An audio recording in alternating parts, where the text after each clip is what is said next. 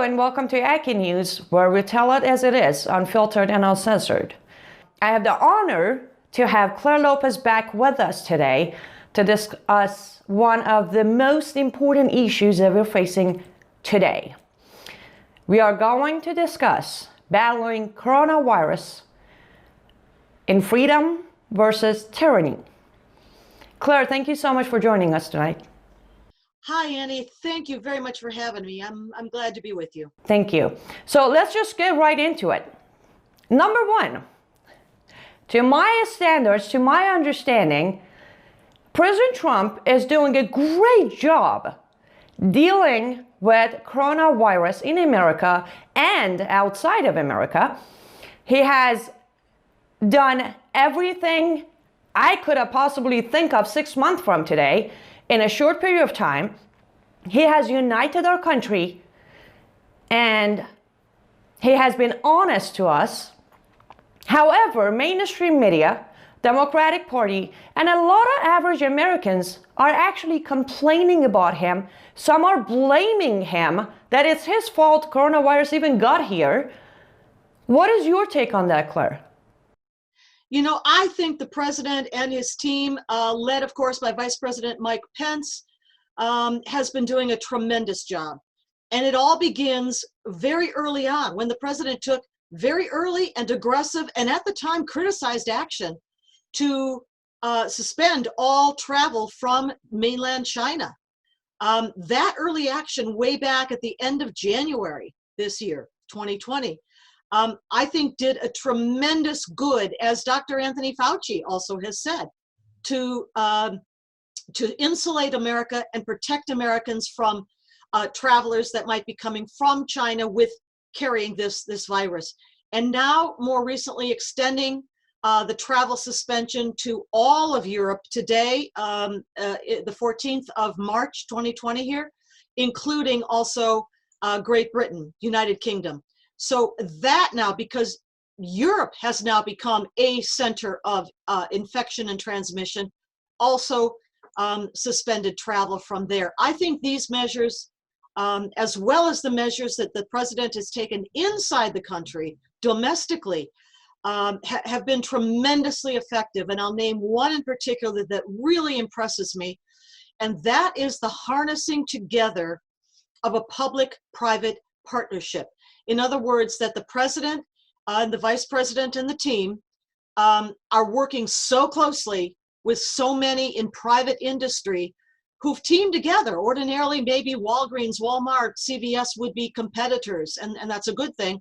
But in this effort now, they're teaming together and with the help and the partnership of the U.S. government, the Trump administration. Yeah, exactly, I agree. But as we both know, most of my audience know, Democratic Party will use anything, even a tragedy like this, to bash President Trump and go against President Trump. Now, one thing I did hear, it may not be correct, I might have misunderstood it, so let me ask you if I'm correct, was the fact that Democratic Party wasn't willing to give in yesterday when President Trump was speaking from the White House. They weren't giving in to President Trump's offer so he could actually go ahead and give aid to those who need care, those who need the test, those who need medical attention. They were negotiating in the middle of this crisis going on. Is that accurate information? Yeah, it is accurate information, but the good news is that late last night, Friday the 13th of March 2020, the House of Representatives did finally pass this great big spending bill. What they were trying to do under the leadership of Speaker Nancy Pelosi was, as some call it, trim the Christmas tree, hang a whole bunch of extra things on the basic bill proposed to fight coronavirus, and they were trying to slip in all kinds of other things like funding for abortions and other such unrelated matters. Well, they finally came to agreement, got the extraneous Christmas bulbs, if you will, off the Christmas tree, and the funding bill for coronavirus passed late last night. Every delay was caused by Democrats. It's not like President Trump was sitting there waiting for some magic to happen. He was putting in the effort. Democrats were putting a stop to it, which I'm going to use this to connect this conversation to our number one ally, yes, I'm being sarcastic, Islamic Republic of Iran, which Democrats are a big fan of.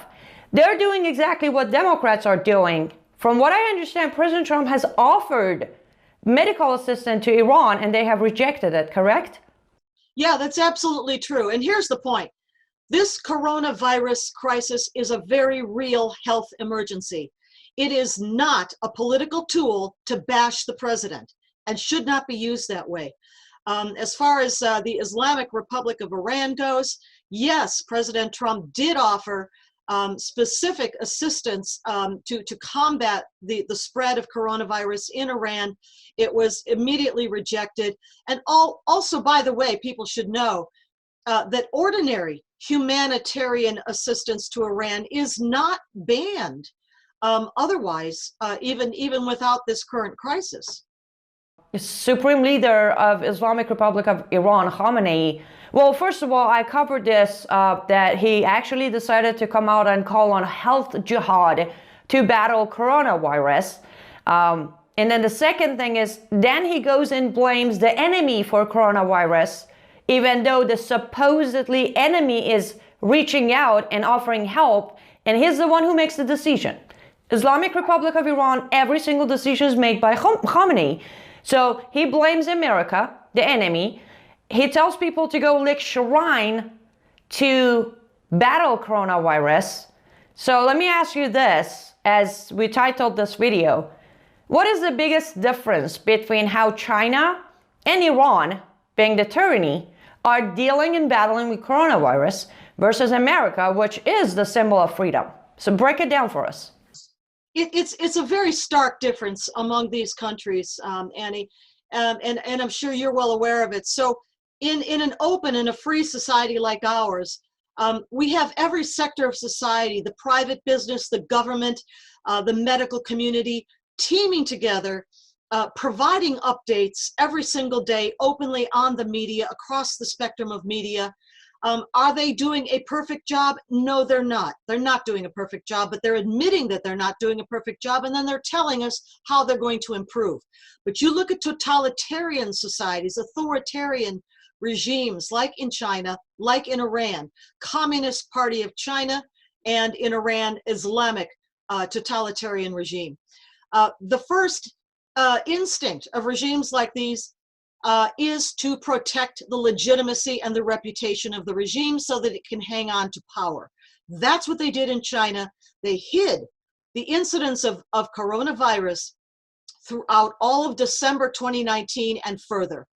And that allowed it to spread.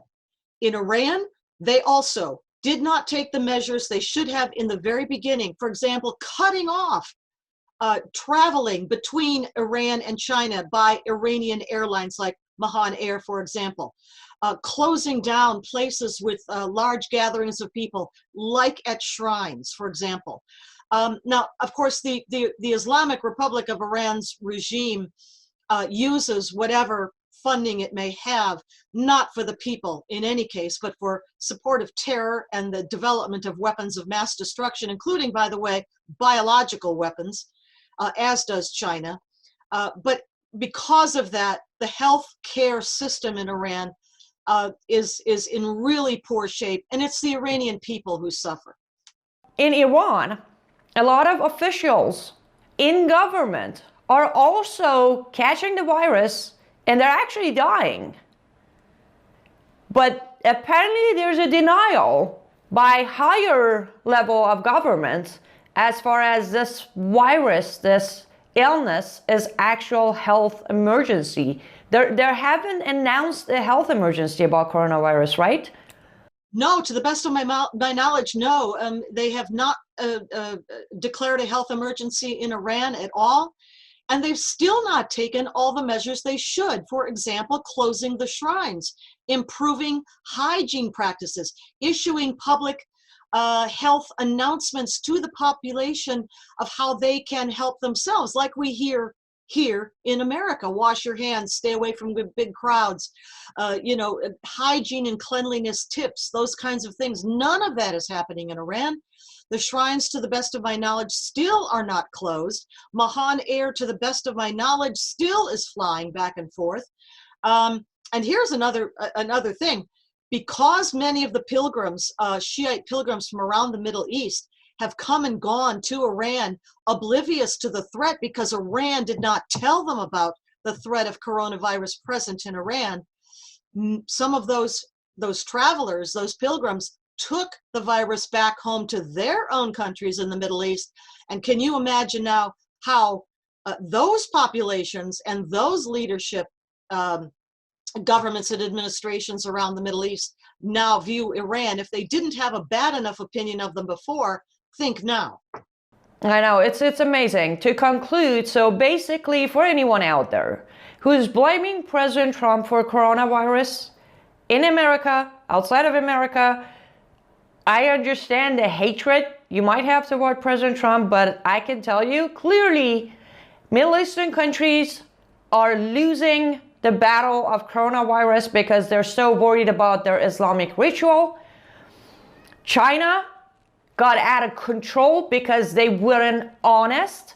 Whereas to America, we have it under, it is serious, we need to be careful, but we have it under control because we have an administration that is completely honest. Even when they're not doing a good job, they tell us they're not doing a good job. Would you agree, Claire? I agree completely. It's a stark contrast and a real illustration, I think, of the difference between a free and open society like ours here in the United States and a totalitarian regime, be it communist as in China or Islamic as in Iran. Exactly. Thank you so much, Claire, for being with us today. Thank you. And thank you so much for watching. Make sure to subscribe to our YouTube channel and click the notification bell. We'll see you soon. Goodbye.